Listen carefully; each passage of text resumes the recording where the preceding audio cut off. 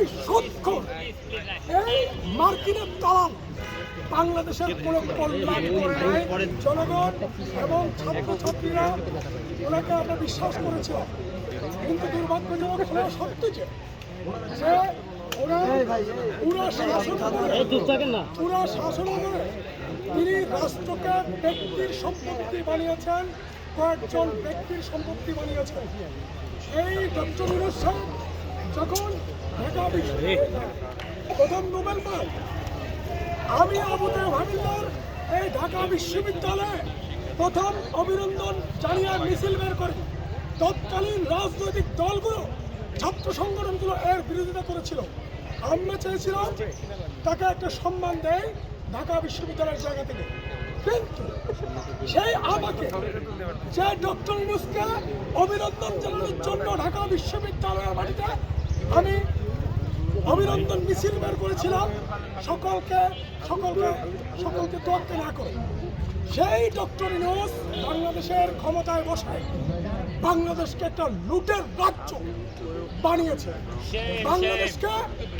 বাংলাদেশের অর্থনীতিকে, বাংলাদেশের রাজনীতিকে, বাংলাদেশের সামাজিক অর্থনীতিকে, সামাজিক নীতিকে, বাংলাদেশের সংস্কৃতিকে পুরোপুরি ধ্বংস করে দিয়েছেন এই পাপিষ্ট, এই সুদখোর, এই মার্কিনের দালাল বাংলাদেশের কোনো কল্যাণ করে নাই। কেউ দেখাতে পারবে না একটা রাষ্ট্রনায়ক। আপনি যদি বঙ্গবন্ধু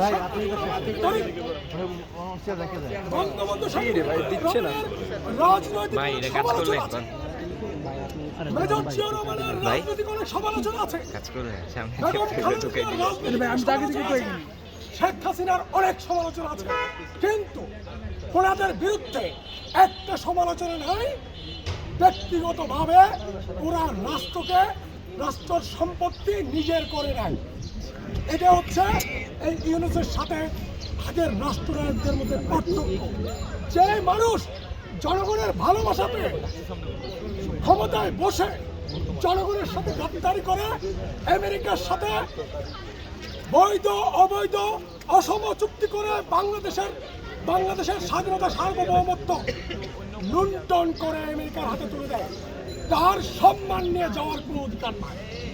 যদি তিনি সবাই আশা করেছিলেন তিনি ভালো কিছু করবেন এদেশের জন্য, বাংলাদেশকে উন্নয়নে ডুবাই দিবেন, সারা বাংলাদেশের অর্থনীতিকে উর্বর করবে, সারা পৃথিবীর থেকে নানা ধরনের বিনিয়োগ আসবে, বাংলাদেশের কর্মসংস্থানের তরুণদের, বেকারদের কর্মসংস্থানের ক্ষেত্রে ব্যাপক ভূমিকা পালন করবে, বাংলাদেশের অর্থনীতিকে বড় একটা জায়গায় নিয়ে যাবে। কিন্তু তিনি কি করেছেন? তিনি প্রথম এসে তার গ্রামীণ কোম্পানির যে 600 কোটি টাকা জনগণের ট্যাক্সের টাকা, যে জনগণ ট্যাক্সের টাকা ইউনূস থেকে পাবে বাংলাদেশের মানুষ, বাংলাদেশের সরকার সেটা মওকুফ করে দিয়েছে। গ্রামীণ বিশ্ববিদ্যালয় থেকে শুরু করে আদম ব্যাপারী লাইসেন্স পর্যন্ত নিয়েছেন, এটা কত বড় দুর্ভাগ্যজনক বাঙালির ইতিহাসে, যেখানে বাংলাদেশের কোনো রাষ্ট্রনায়ক ব্যক্তিগত সম্পত্তি করার ক্ষেত্রে খুব সতর্ক ছিল।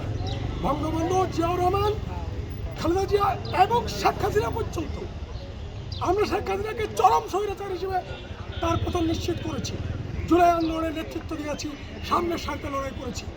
আমরা কখনো আশা করি নাই, বাংলার জনগণ কখনো আশা করে নাই ইউনূসের মতো একটা সুদখোর, একটা মার্কিন দালাল বাংলাদেশের মানুষের সাথে বিশ্বাসঘাতকতা করবে।